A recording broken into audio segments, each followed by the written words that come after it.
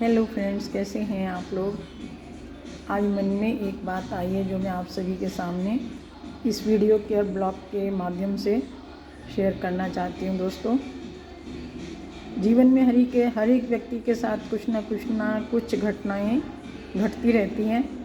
तो ये उन दिनों की बात है कि जब माँ कहती थी कि मेरी लड़की बड़ी हो गई है, अब इसके लिए लड़का ढूंढना शुरू करो, अब हम इसकी शादी करेंगे। तो मैं डर जाती थी और सहम जाती थी कि मुझे तो शादी नहीं करनी है, मेरी माँ क्यों मेरी शादी करना चाहती है।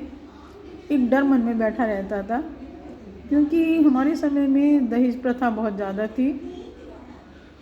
दोस्तों, है तो आज भी, लेकिन उसका रूप बदल गया है। आज लड़कियां पढ़ी लिखी काबिल होकर नौकरी करने लग गई हैं, तो ससुराल वाले कंप्रोमाइज़ कर लेते हैं कि चलो हम बहू कमाऊ लाए हैं, कमा के लाएगी, वो भी एक दहेजी है। तो हमारे समय में इतना लड़कियों को कोई बाहर निकालना नहीं चाहता था। बहुत मुश्किल से 10वीं 12वीं करा दी, कुछ लोग तो 5वीं करा के घर में बैठा लेते लड़कियों को। तो खैर, हमारे फादर ने हमें 12th करा दिया था और शादी के बाद फिर हमने ग्रेजुएशन भी किया है, जो मेरे हस्बैंड ने करा दिया था। बहुत अच्छे मिले मेरे हस्बैंड फिर।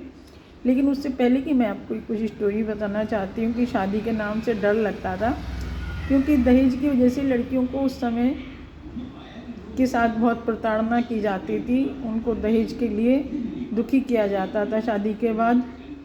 और मैं इससे ज़्यादा कुछ नहीं बताना चाहती। आज भी मेरा दिल दहल जाता है वो सब घटनाएं देख करके, कि यहाँ की उस समय स्टोव का ज़माना था, स्टोव जलाए जाते थे। स्टोव का बहाना लेकर के दहेज के कारण कुछ भी बोल देते थे कि हाँ, स्टोव जलाते हुए स्टोव फट गया, इसकी मौत इस वजह से हो गई, ये हो गया, वो हो गया। तो मैं इससे ज़्यादा क्या बोलूँ, आप समझ ही जाएंगे दोस्तों।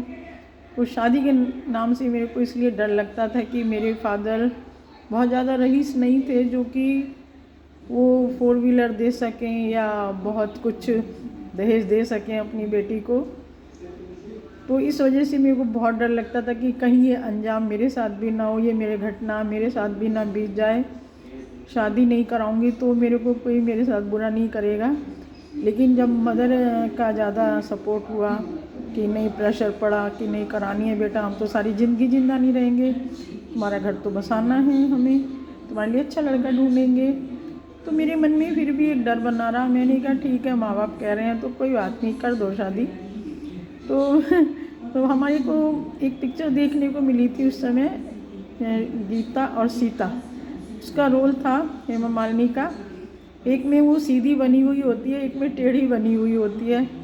मेरे को उस पिक्चर ने बहुत ही ज़्यादा एक तरह से समझाया कि जीवन में अगर आप शराफत से काम कर रहे हैं और आपकी शराफत का कोई नाजायज़ फ़ायदा उठा रहा है, तो आप सीता छोड़ के गीता बन जाओ।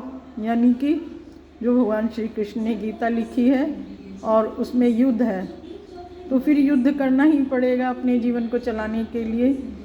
इन दो बातों को लेके मैंने हाँ भर दी। ठीक है, माँ कह रही है, पिताजी कह रहे हैं, मेरी वजह से परेशान है, चलो हम शादी करा ही लेते हैं। तो फ्रेंड्स, ठीक ठाक शादी हो गई, अच्छा खासा घर परिवार मिल गया। लेकिन कुछ परेशानियाँ सामने ऐसी आई कि जो मैं व्यक्त नहीं कर सकती। लेकिन आज गीता और सीता पिक्चर के देखने के बाद मुझे अपने जीवन को जीने में बहुत ज़्यादा सुविधा मिली।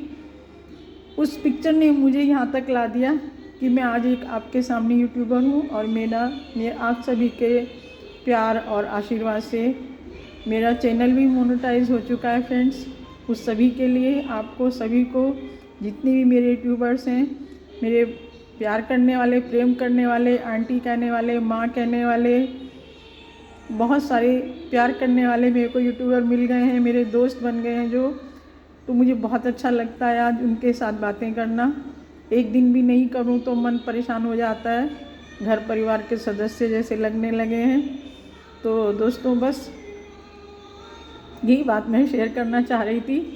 हालांकि मेरे हस्बैंड बहुत अच्छे हैं, मैंने अभी कल परसों ही एक वीडियो बनाया उनके ऊपर, बहुत हेल्पफुल हैं, बहुत मेरी सहायता करते हैं, मेरी बातों को समझते हैं।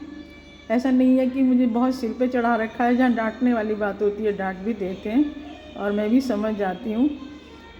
गलती नहीं करनी चाहिए इंसान को, से अगर गलती हो जाए सॉरी बोलने में कोई बुराई नहीं, दोबारा उस गलती को नहीं करना चाहिए। तो दोस्तों आपको बाय बाय, राधे राधे, फिर मिलते हैं अगली वीडियो के साथ।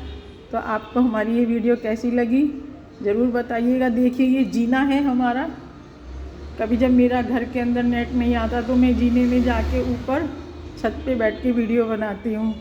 तो मैं जीने पे बैठ के आपके लिए ये ब्लॉग बना रही हूँ। तो बताइए दोस्तों कैसा लगा हमारा ये ब्लॉग। राधे राधे, जय माता की dear, bye bye bye bye bye bye, फिर मिलते हैं।